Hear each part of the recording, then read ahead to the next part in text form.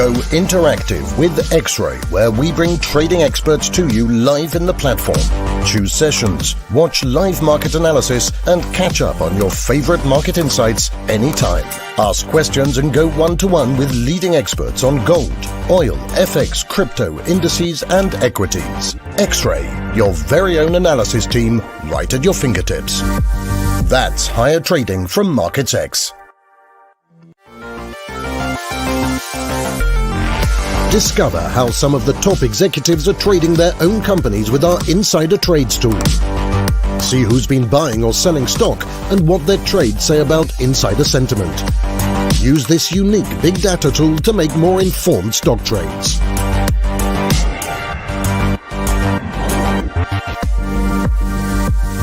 That's higher trading from MarketsX.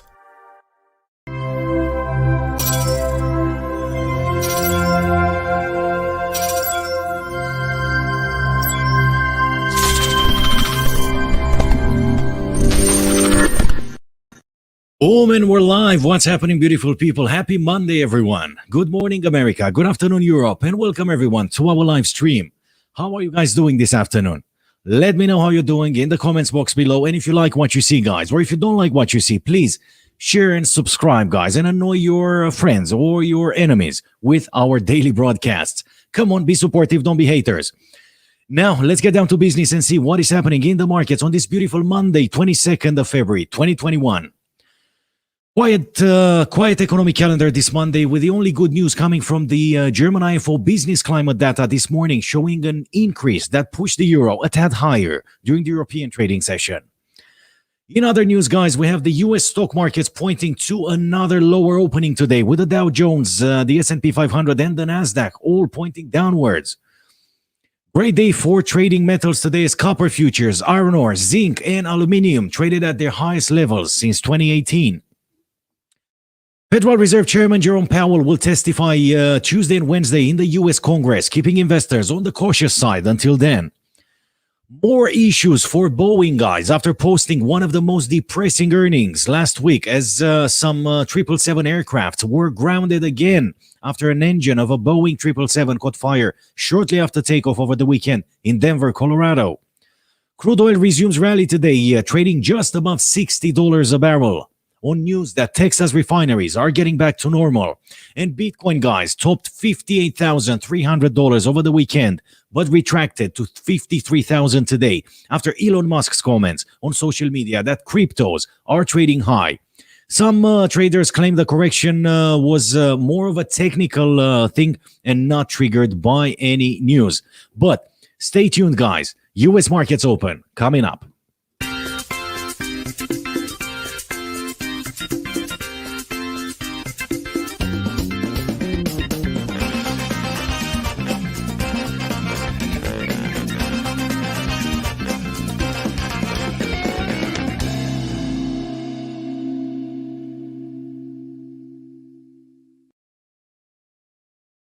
Right, happy Monday once again, beautiful people. Let's have a quick look at the economic calendar. I want to show you how poor the economic calendar is today and how busy it's going to get tomorrow morning, guys. First thing tomorrow morning.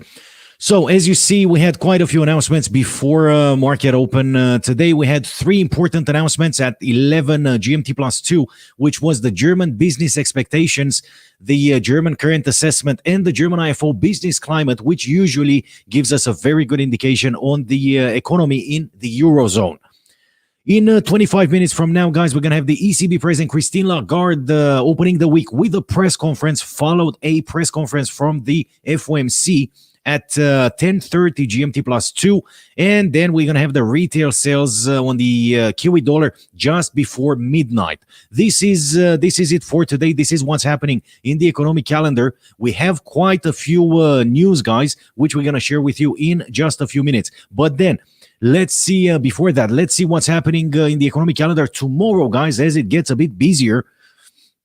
We're going to start with holiday in Japan and Russia, but 9 o'clock GMT plus 2, guys. A series of announcements from the UK. Unemployment rate. We have the employment change, which is basically a non-farm payroll for the United Kingdom, and we also have average earnings index, or average hourly earnings plus bonuses.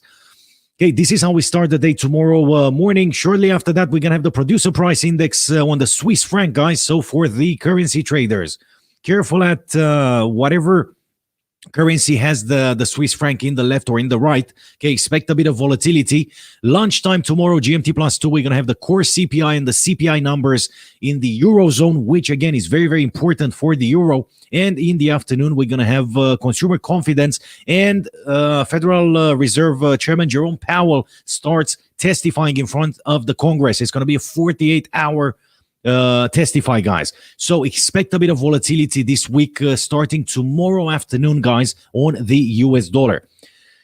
7:30 GMT plus 2 tomorrow. We're going to have someone from the Bank of Canada holding a press conference. And then just ahead of midnight, we're going to have the API weekly crude oil stock, guys. Big news on oil, which I'm going to share with you in the next few minutes once Neil Wilson will join us from the sunny London. Hopefully it's going to be sunny today.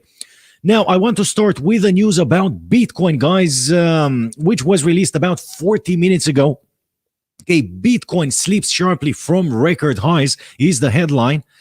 Bitcoin fell sharply on Monday after surging to a record $58,354 on Sunday as a sell-off in global equities curbed risk appetite. The most popular cryptocurrency rallied over the weekend to record levels, almost doubling year to date. It hit a market capitalization of $1 trillion on Friday. Bitcoin's gains have been fueled by signs it is gaining acceptance among mainstream investors and companies, from Tesla and MasterCard to BNY Mellon in New York. It fell as much as 6% this morning, guys, and was last trading down 4.4% at 54,941.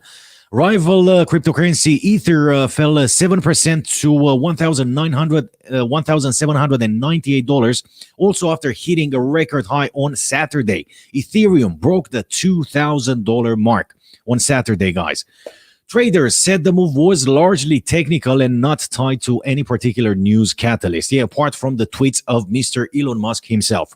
Now, we did finally see some momentum gathering over the weekend, but weekend rallies haven't been sustainable lately, said Joseph Edwards of Enigma Securities, a cryptocurrency broker in London. We do tend to think that there's a good chance of a down week and small correction coming off this, although it does little to dull medium-term prospects. Tesla boss Elon Musk, whose tweets on Bitcoin have added fuel to the cryptocurrencies rally, said yesterday the price of Bitcoin and Ethereum seemed quite high. Okay, and we saw the market's reaction when Mr. Elon Musk himself tweeted about Bitcoin. Now, let's have a quick look at top 5 things to know in the markets today, guys, and then I'm going to welcome my guest for today to open the week, guys, Neil Wilson from the heart of London. So, number 1 on the board this Monday, guys, heavy metals. The inflation trade, or reflation trade if you prefer, roared back into life with base metal prices hitting multi-year highs on expectations of a global recovery. Copper futures in London broke $9,000 a ton for the first time since 2011, surging as high as $9,233 before retracing, but still holding above the 9K level. Futures for iron ore, the key ingredient in steelmaking, rose to their highest in 3 weeks in Singapore and are now less than 5% off the 10-year high they hit in January. Zinc futures hit a 2-year high, while aluminum futures notched their highest since 2018 once again. The trades in metals are the flip side of selling in the dollar and in longer-dated treasuries. That trend was reinforced by prospects of the $1.9 trillion U.S. stimulus package moving to a vote in the House of Representatives this week. Number 2 on the board, guys, Powell's warm-up acts. It's a quiet start to the week as far as the data calendar is concerned, with only surveys from Chicago and Dallas Federal Reserve banks due out. In addition, Fed Governor Michelle Bowman will speak at 3:30 p.m. Eastern Time, which is 8:30 p.m. GMT, taking the job of warm-up act for Chairman Jerome Powell, whose 2 days of testimony in Congress on Tuesday and Wednesday will be one of the biggest events of the week. Overnight, survey in Turkey and Germany showed rising levels of business confidence. The closely watched German IFO survey exceeds forecasts, both as regards current condition and business expectations, due largely to strength in manufacturing. This is what's happening so far, guys. Number 3 on the board, the U.S. stock set to open lower today as the prospect of rising bond yields feeds through into higher expected costs for capital for companies, something that depressed returns on equities. By 6:30 a.m. Eastern Time, Dow Jones futures were down almost 200 points, guys, or 0.6%, while the S&P was down 0.8%, and the tech-heavy Nasdaq futures were down 1.2% as well. Stocks likely to be in focus later include Berkshire Hathaway and Dish Networks, both of which report earnings before the opening. The oil and gas sector dominates the late reports, with Williams, Occidental, and Diamondback all presenting. Number 4 on the board, guys. Boeing ground some 777s after engine failure. We saw all over the news. In Denver, Colorado, guys, we saw a 777 airliner that shortly after takeoff, its right engine exploded or caught fire or something, and we saw leftovers falling in Denver, guys. Yeah, falling in people's backyards. So 777 is in trouble again. The Boeing share price will very likely tumble, okay, after markets open today.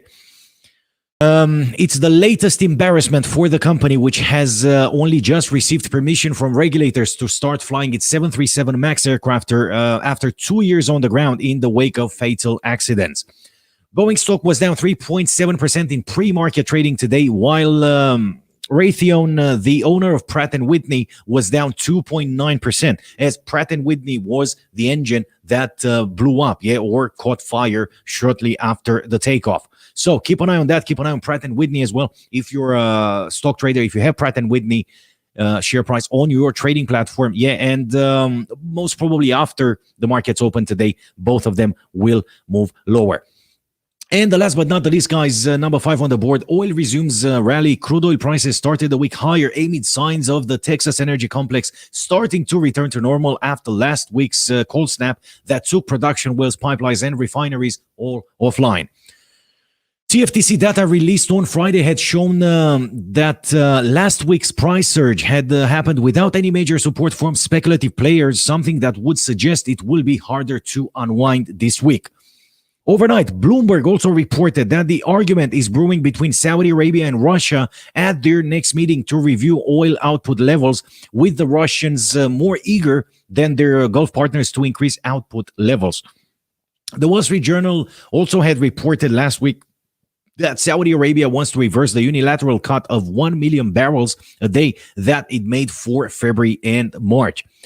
Right, this is what's happening in the markets today, guys. Allow me a 30-second break, and then I'm going to welcome my guest for today, Neil Wilson from the heart of London, for a great round of market talks. We're coming back live in 30 seconds with my guest for today. Stay tuned.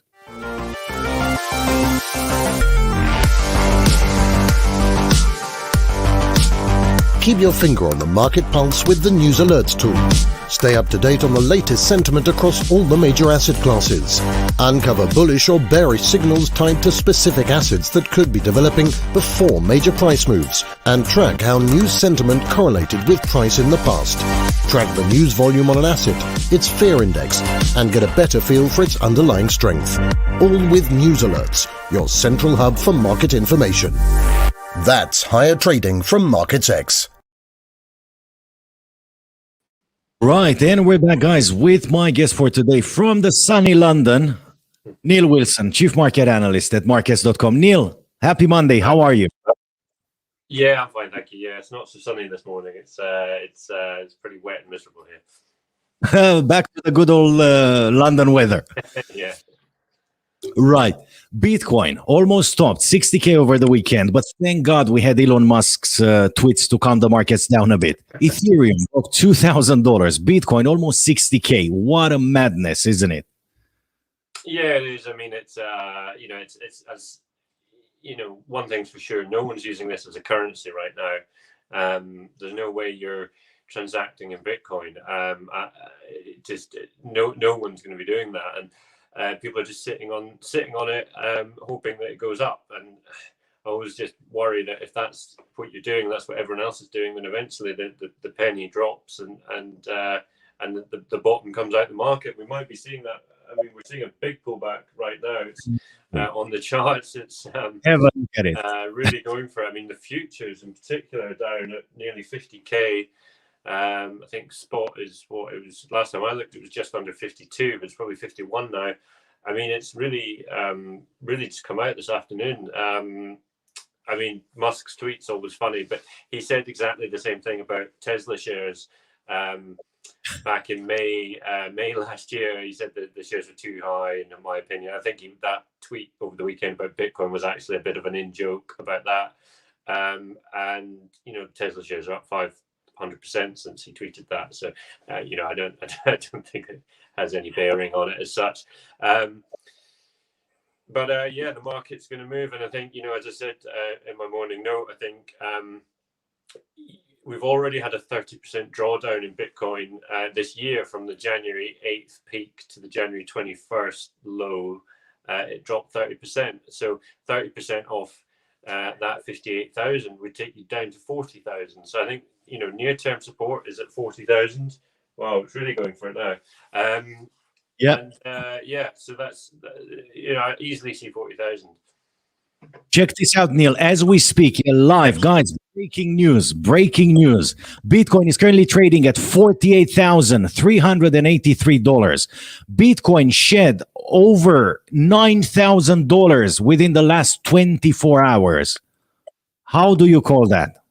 Well, it's just Bitcoin. It's just what happens with Bitcoin, I'm afraid. Once you get a bit of selling, it's not very liquid. It's still not very liquid. It's still, you know, it's still not a massive market. I mean, 21 million Bitcoin in circulation is just not that. It's just not that many. And a lot of the Bitcoins that are you know, out there are locked, or they're owned by a handful of people, and so the actual market of tradable Bitcoin is really rather small. And therefore susceptible to these sort of moves. And also, as I said, it's just, there's no fundamental value in Bitcoin. People are holding it, hoping. So if you've run up and you've turned, you know, your $1,000 into $20,000 over the last few weeks, then, you know, you're probably going to be thinking about maybe taking some profits. So there's always this risk with Bitcoin. I think, but the key thing is really the size of the market and just how illiquid it is. True. On a Thursday, when we last spoke, I also had a very interesting crypto chat with Chris Thomas at Swissquote Bank, and he was also saying that the Bitcoin correction is almost imminent, and we might see it going even as low as 17 or 20k. Do you see it as well, Neil? Very possible. I think 20k would be your big level. You know, that was the big sort of breakout level. It was where, you know, it kind of hit the ceiling in 2017. Yes, I think it's possible. I mean, that's a big retracement, though. I mean, that's you know, that's what is it, a 2/3 retracement. So yeah, you're looking at that sort of kind of 61% retrace maybe on the fib. Be interesting to see actually where that sits exactly, but yeah, that's definitely possible. I think anything's possible with Bitcoin right now. Yeah. Now, Neil, I told you last Thursday that we have a special week this week, so I will have a few questions for you today, following a series of emails that I received last week. This week, I want to talk to you about the so-called trading gurus, as all the social media channels are absolutely flooded with all sorts of silly posts. Are you up for it? Yeah, sure. Perfect. Now, I know you also work with clients, right? Yeah, now and again. Right. Do people call you a trading guru, Neil? Well, no, I wouldn't go as far to say that. I just tell people what I think is going on and why. You know, we've actually got a bunch of guys who contribute to our content and our platform on X-Ray. They contribute video analysis. So we've got a bunch of different people who I would call gurus, who contribute every week. So that's really how we try and give our clients a bit of an edge that way. What would you say defines a trading guru, Neil? Is there such a thing? Well, I mean, I guess there's a track record. Maybe if you are a trader, I'm because I work for the company, we're regulated, and I'm not able to give advice. So it's a different sort of scenario for me. Some of our partners are maybe able to do so a bit more overtly, but I think experience, track record, not being someone that promises too much is probably a good indicator of someone that you can trust. But there's lots of different. We've got guy Phil Carr, who does our gold and silver reports. He runs the Gold and Silver Club and advises his clients on trading. With Andrew Barnett from Australia, who focuses on FX and certain equities as well. And we've got sort of a range of different sort of views and trading techniques and technical analysis people, fundamental analysis people, all sorts of different ones. Yeah, but they are professionals. Yeah, they are investment specialists, not the self-proclaimed trading guru. Yeah, that's it. We don't have any of those guys. We've got, they're either qualified technicians, or they're qualified CFA, or they're qualified in some way, shape, or form to talk about their particular corner of the market, and that's probably what is the most important thing. How could people tell if they're dealing with a phony trading guru or a professional investment specialist or technical analyst? Well, I think you get an inclination for the sort of language. If you look at their social media profile, that probably tells you a lot.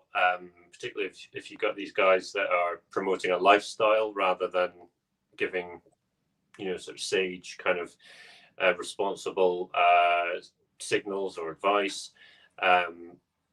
We have signals from Signal Center, for example, which is an FCA regulated company which delivers signals within the platform and by email and so on. And they're FCA regulated. They don't promote a lifestyle. You don't see them posting pictures of speedboats and Lamborghinis. You see them posting updates on the market, and that's it. Exactly. Right. Okay. Now, one last question on this topic. What is your take on a post on social media of a trading platform that shows 20 trades on the same asset? Even though the trades are in profit, what does this tell you about that type of trading strategy? 20 active, 20 open all at once, or 20? Yeah, I see every day I see some guru posting a screenshot with 20, 30, 40 trades on the VIX, for example, or on gold. They're all the same. So they're opening a cascade of trades on the same asset. Is that the right thing to do? I mean, I wouldn't want to say too much. I mean, I think probably you everyone's got the different strategies, but it's not a scalping strategy. I mean, I'm not. No, it's a trend riding strategy, but it's completely out of the ordinary. I mean, it shows like a robot would do it. Yeah, trading algorithm. But then again, what's the point of opening 30 trades on the same asset? Well, yeah, I mean, it's certainly. I mean, if they're just adding to the position, it's a strong momentum, maybe sort of trade. I mean, it's hard to sort of say without seeing the actual thing. But I would tend to suggest that you want to stick to having one trade per asset open at any one time. That would be not the normal way to do it, right? Yes, and preferably create a mini portfolio, hedge your positions with other assets that are not related to the asset you're trading right then. That's it. Yeah, I think uncorrelated hedging is probably a good approach. But a lot of people just go on the conviction and work on a sort of clear technical strategy, and therefore they say, well, that these parameters have been hit, therefore I'm going to go in, and they may not want to hedge. They may prefer to seek a kind of a more direct approach. Right, whatever works for them. But once again, what are these gurus talking about? Right, let's get down to business, Neil. What's hot in the markets this week? Is it just me, or the stock markets are pointing to a potential big correction? Yeah, I think, well, you could, I mean, yeah, you could be seeing the correction really taking hold now with the way interest rates are going up and bond yields are moving up. I think that's key. The market's looking at that. You look to see whether or not the Fed this week pushes back on the recent rise in bond yields. You've got a bunch of Fed speakers. Jay Powell's semi-annual testimony in Congress. That's Tuesday, Wednesday, I think. You've got Richard Clarida, who's a sort of in the intellectual kind of focal point, really. He expresses the sort of intellectual arguments that's going on in the Fed best, and he's speaking a couple of times. And then we've got Bowman, we've got Brainard, I think Kaplan as well, maybe today, a bunch of different Fed speakers. So really this is their opportunity to push back on interest rates moving up, on yields moving higher. But I don't think they will. I think they're happy to see yields move higher as long as they get the growth and the employment. So I think they're happy to let inflation run and let yields go up. The problem is that you start to see yields go up too much, and they're going to have to act. They might have to look at yield curve control. They might have to actually try and anchor that longer term duration on treasury yields, just to try and rein it back in, because they don't want the US government facing this massive kind of bill for all its borrowing. If it's borrowing it, I mean, it seems crazy for the Fed to be the US government to be borrowing at sort of 1.5% on a 10-year, when in Europe it's negative. That doesn't make sense given all the action that the Fed's done already. And so you could see the Fed need to go deeper with this, and even you get some discussion about negative rates maybe, but among Fed policymakers. I wouldn't be surprised if that happens. Now, also this week, we're going to have the 1.9 trillion stimulus bill going through the Senate. And that's very, very important. Probably they will accept it. Yeah, they have no way around it. But I'm curious to see the reaction of the markets when that goes through. Now, yeah, I think it's if you get the full stimulus, then the markets. I mean, the problem is the markets probably. We've been dealing with this number of 1.9 trillion has been floating around for so long now.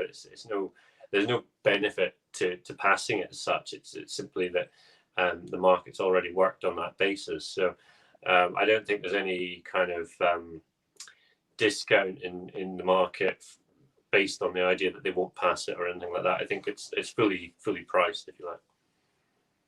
Right. Now, let's move on to happier things. Wall Street Journal had reported last week that Saudi Arabia wants to reverse the unilateral cut of 1 million barrels a day that it made for February and March. What will that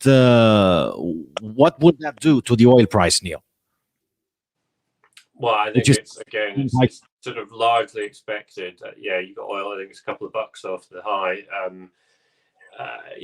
That move by Saudi is kind of in line with what we were expecting. I think the prices at $60, they're a lot happier. I think as long as demand comes through, then it's fine. I think that mirror, you got to remember that's the unilateral cut. It's not the sort of broad OPEC plus agreement. So really, I'd be more worried if OPEC plus starts to unravel. If you get Russia and others sort of really basically saying, look, we're done, guys, we're out, we're not cutting back, we're not going to hold back any longer. That would be the problem for the market. I don't think this is a big problem for the market. I think that the main thing is this OPEC plus deal, and then whether or not actually you get $60 now, the shale producers really coming back in force, and they could start to, if they ramp supply, then that could start to weigh on prices. Right. Now, talking about commodities, I know you have a lot of commodities on your trading platform, and commodities had a very good start this week. Considering the tensions around the stimulus bill and all that, would it be wise to have a look at other commodities as portfolio diversification this week, Neil? Yeah, I mean, copper's at a 10-year high. You got platinum bursting out at multi-year highs. All the industrial metals are really pushing up. I think because two factors really. You got all this pent-up demand this year, stimulus as well, and then you've got a supply deficit in things like copper and platinum, and that is driving this gain, this rally. Whether or not it can be sustained, I guess, is up for debate. But I think there's a belief among a lot of the market watchers that there is further to go on this. That the deficit of supply is really quite bad, and you will see prices go up even further. I mean, this all plays into the inflation and yield debate, but I think commodities are a pretty good space, and you've got this sort of idea that you're actually at the beginning of a multi-year commodity super cycle, and that would really be a very, very, obviously very bullish for a lot of these metals. And we saw some of the UK mining stocks really doing well because they're able to up their dividend quite substantially. So that's another one. You sort of leverage play on the mining on metals prices is actually looking at some of these mining stocks because of the dividend that you can get from them. Also, look at the soft ones. Look at cocoa, for example. What an amazing rally for cocoa today. Almost 2,500 flat as things stand right now. Yeah, a lot of the softs are doing well. Soybeans and corn have really outperformed. Again, it seems to be mix of factors, but simply the fact that you've got this demand for all this stuff is really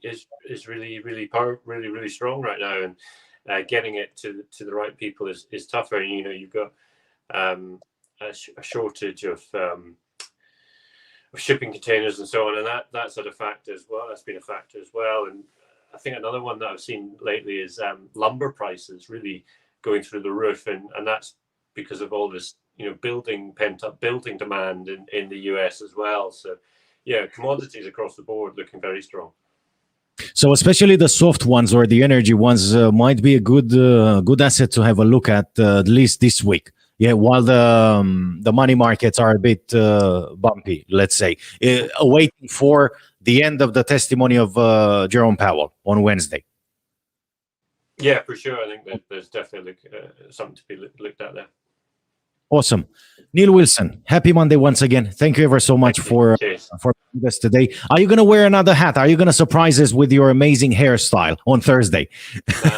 Don't think so. I think I'll just let it grow out now. Or might get my wife to cut it. I shaved my one when the first lockdown started. Right, Neil, thank you ever so much for being with us today. Have a good week, and I'll talk to you on Thursday. Thank you. Right, okay. Now, guys, please allow me to take 30 seconds to catch my breath, and then we're coming back live with the charts of the day and the signals of the day and the stocks of the day as well. Coming back live in 30 seconds. Discover how some of the top executives are trading their own companies with our Insider Trades tool. See who's been buying or selling stock and what their trades say about insider sentiment.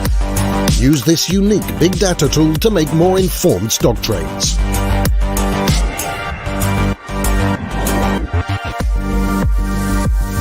That's higher trading from MarketsX. Right, guys, and we're back. Let's have a quick look at the stocks of the day. Let's see what's hot to trade on the markets today, guys. Boeing stock fell 3.1% after the airplane manufacturer recommended suspending the use of 777 jets with the same type of engine that shed debris over Denver over the weekend in the U.S. U.S. regulators announced extra inspections as well. Tesla stock fell 2.9% pre-market open today, despite Wedbush calculating that the electric car manufacturer has made $1 billion in paper profit on its Bitcoin investments. Now its investment starts to make sense. Now, right, Kohl's, guys, stock rose 9.8%, almost 10% after the Wall Street Journal reported that a group of activist investors will around 9.5% stake in the company is attempting to take control of the department store chains board. Right, whatever happens there remains there. Cooper Tire stock soared 17% after Goodyear, down 3.8%, announced plans to acquire its smaller rival in a deal valued at $2.8 billion. Churchill Capital stock rose 13% after Bloomberg reported that SPAC is close to agreeing a deal with Lucid Motors, which would take the electric vehicle company public. Discovery, guys, stock rose 6.1% after the cable channel company said it expects to have 12 million global paid streaming subscribers by the end of this month, as COVID-led restrictions kept people home and fueled streaming subscriber growth. Dish stock rose 1.4% after the satellite TV provider beat expectations for quarterly earnings and revenue. It still lost a net 133,000 pay TV subscribers during the quarter, but this was better than the 194,000 it lost a year earlier. And the last but not the least, guys, Principal Financial stock rose 3.6% after Bloomberg reported that Elliott Management has taken a stake in the life insurer, and the activist investor will be pushing for strategic changes. Right, this is what's happening for the stock lovers, for the stock traders, guys. Now, let's have a quick look at the charts and see how the markets opened this beautiful Monday, 22nd of February, 2021. We are starting with crude oil WTI that started rallying pre-market open, guys. It gained about 70 cents as things stand right now in the last half an hour or so. Currently trading at $60.70 with the RSI stochastic pointing upwards. And at this stage, probably traders will set their first take profit levels around the $62 mark. Or $61.50, if $61.70 if they want to be really, really cautious.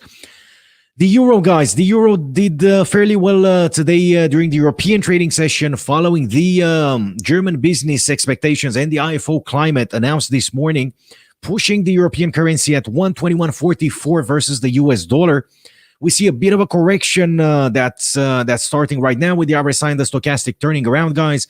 So keep an eye on the correction, keep an eye on the pullback, and then if this rally will continue, get ready for a potential long position, guys. The cable, just like the euro, guys, versus the US dollar, done really, really well today. We saw it pushing higher on the European trading session, 140.34 for the pound this afternoon. Again, RSI stochastic seem to be turning around from the overbought levels, indicating a possible correction. So keep an eye on that yellow line, guys. Keep an eye on the 139.95 mark as a potential correction level for the pound shortly after the US markets open. USD JPY is tumbling, guys, 105.26 for the US dollar versus the Japanese yen, okay, which started tumbling at 105.82. So as things stand right now, it shed about 60 cents in the exchange rate, with the RSI stochastic close to the oversold levels, but still pointing downwards. We saw the Aussie dollar doing a bit better today, guys, versus the US dollar, just like the European currencies. Okay, and now we see a tiny correction that might start 0.7895 for the Aussie dollar this afternoon. Once again, with the RSI and the stochastic in the oversold levels, but still stalling a bit. USD CAD seems to be strengthening, guys, after the US markets open today. It's trying to correct a bit. We see that teacup shape at the bottom. Okay, which will probably lead to a correction, a retest of that 200 MA to the upside at 126.77. Okay, versus the 126.32 where the price is right now. RSI somewhere in between, indicating more of a downtrend than an uptrend, guys. So be careful on that one. We see stochastic at the bottom, very undecided as things stand right now. So expect a possible retest of that 200 MA to the upside, and then we might see the downtrend continuing. Let's see how the S&P 500 opened today, guys. It opened to the downside as promised, 3,883.83. As things stand right now, don't be surprised if you're going to see that retest of the 200 MA or even below, yeah, like it happened here in the past. Dow Jones Industrial Average once again opened to the downside, guys. $31,357.51 for the Dow Jones Industrial Average this afternoon, just like the S&P. We see the RSI stochastic pointing downwards, so keep an eye on 31,081.70 as a potential correction to the downside. Right, Apple opened to the downside, guys. $128.25 for Apple. We see Amazon opening to the downside again, $3,210 for Amazon this afternoon. Nvidia opened lower, but after retesting that 50 MA, we might see it pushing a bit higher, $595.47 for Nvidia. The US dollar index, guys, we see it retesting that 200 MA and then tumbling. We see now a potential correction, although very, very shy. With the RSI stochastic turning around from oversold levels. However, the overall trend remains down, guys. Remains a downtrend. Okay, don't expect too much from the US dollar, at least in the next couple of days. Meanwhile, on the back of a precious US dollar, we see gold trading back at $1,803 after a month, guys. It has been... No, sorry, my bad. On the 16th, guys, on the 16th of February, last week, we saw gold reaching the same values. Okay, good potential for gold futures for a potential correction, guys. Keep an eye on a key level, which is somewhere there. Okay, somewhere there in that region. Worst case scenario, you're going to see gold pushing as high as 1824 or somewhere there and then continue the downtrend. Yeah. So overall, don't forget, it's a downtrend for gold that's been lasting for quite a few trading sessions. Meanwhile, Brent oil futures are pulling back. We see a retest of that 200 MA. The price is well supported, and now it's pushing higher, 63.41. And at this point, I'm sure most traders already set their take profits somewhere around the $64-65 mark. Right, silver open to the upside, 27.73 for silver. Just like gold, we see a bit of buying power for silver this afternoon. Tesla, guys, opened to the downside, $759 flat for Tesla this afternoon. And the question remains, why? Now, moving on. Facebook, guys, open to the downside, and it's currently trying to recover $259, $260 flat for Facebook this afternoon. Alibaba opened to the downside, a retest of that 200 MA, 256.91 for Alibaba Group. And now, everyone's favorite, guys, the good almighty Bitcoin, which minutes ago corrected all the way down to $48,365. That means, guys, Bitcoin dropped $10,000, yeah, $10,000 in less than 24 hours. What would this do to your tiny trading account, Mr. Retail Trader? Please be careful. This is the message I'm trying to pass. Please be careful on small trading accounts when you're trading cryptocurrencies. Moving on to Ethereum, guys, which just like Bitcoin turned around and pointed downwards. Yeah, we saw a potential correction all the way down to 1,559.91. Okay, earlier on, we see a death cross to be formed up there between the 50 and the 200 moving average. Let's see who will tweet what and how much this correction will, how long this correction will last for. Now, quick look at some trading signals from investing.com, guys. A shy buy and a strong buy on the European currency versus the US dollar. We're looking at Euro USD, all green so far for buy positions. The pound seems to be strengthening as well, with strong buy indications from investing.com on an hourly and daily. We see the USD JPY and the USD CHF with strong sell indications, 3 strong sell indications out of 4. For today, we see the Aussie dollar again with strong buy indications versus the US dollar, just like the European currencies. USD CAD indicates strong buy. The Kiwi dollar, strong buy on all 4 timeframes versus the US dollar. And then we have Euro JPY, Euro CHF with strong sell indications. The pound, guys, versus the Japanese yen and the Swiss franc, again, strong sell indications, but the daily remains a strong buy. Quick look at commodities, guys, and then we're going to have a quick look at US indices. and see what's expected to happen today. Right, on the commodity side of things, guys, we see gold and silver with strong buy recommendations on all time frames for today. We see copper correcting after an amazing rally today with a strong sell on a 5-minute chart, but the hourly and daily remain a strong buy. So keep an eye on copper, guys. After this pullback, you might want to look at it once again. It might be good to go in with long positions for another rally in copper if that's the case. Crude oil WTI and Brent oil, guys, strong buy indications on all 4 time frames. Yeah, indisputably, irrefutably uptrend for crude oil and Brent oil. We see natural gas pulling back a bit, just a shy buy position on a small time frame, followed by strong sell and sell on a daily and hourly. So I would personally give it a bit more time to settle before choosing direction. And we see US wheat, guys, with strong buy indications, okay, on all 4 time frames. Also, keep an eye on cocoa futures as well. Okay, let's have a quick look at some soft commodities. There is cocoa, guys. Tremendous rally for cocoa today. We're looking at coffee, which, by the looks of it, it might get ready for another rally. Okay, pushing the price even higher. People tend to drink more coffee today. We see corn futures, guys, well supported by this support level. So again, we might see it with a bit of luck, with a bit of volume on the markets. We might see corn futures trading higher once again. Let's look at cotton. Right, okay, cotton opened to the upside, but no, opened to the downside actually today. On a 1-hour chart, I'd wait a bit more for that. Rice, look at rice, guys. Tremendous rally for rice as well.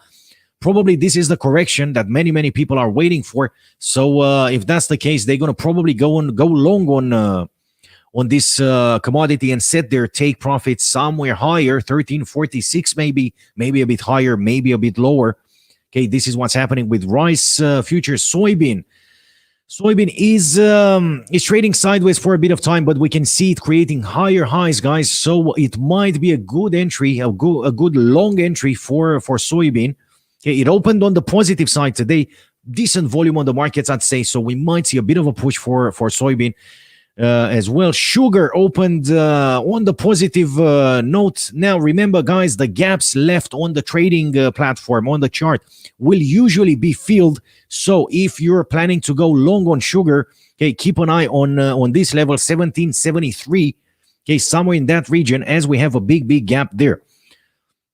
And the last but not the least, guys, wheat is showing us 4 strong buy indications on investing.com. So great potential for correction for wheat, guys. And if that's the case, probably traders will eye the 691 level, okay, worth somewhere in that region. Okay, this is it. This is what's happening in the markets today, guys. Remember, Jerome Powell will testify in front of the Senate starting tomorrow and Wednesday, guys. So Wednesday afternoon, expect a bit more news from there. Meanwhile, expect a bit of volatility and join me tomorrow, same time, same place, for a new round of market talks. And why not? My guest for tomorrow as well. Until then, remember to trade responsibly and may all your trades be in the money.